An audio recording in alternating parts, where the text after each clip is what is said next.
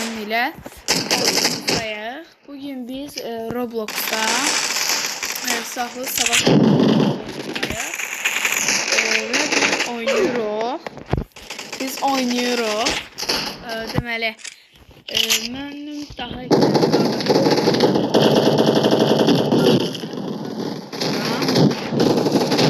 birinin adı Ömer, birinin adı Yusuf. Mənim şəriklər ve bugün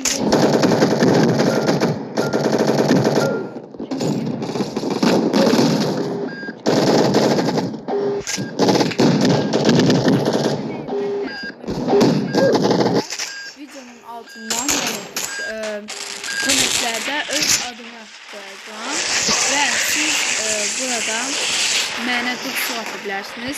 Hem de ki biz bir yerde bu oyunu online oynayabiliriz.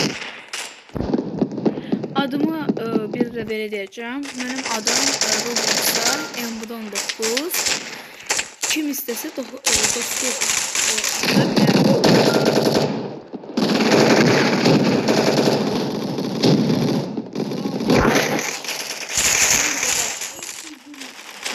Aha. Artık bir yine abone olaq. Artık canlılarda canlılarında bu videolara katılın.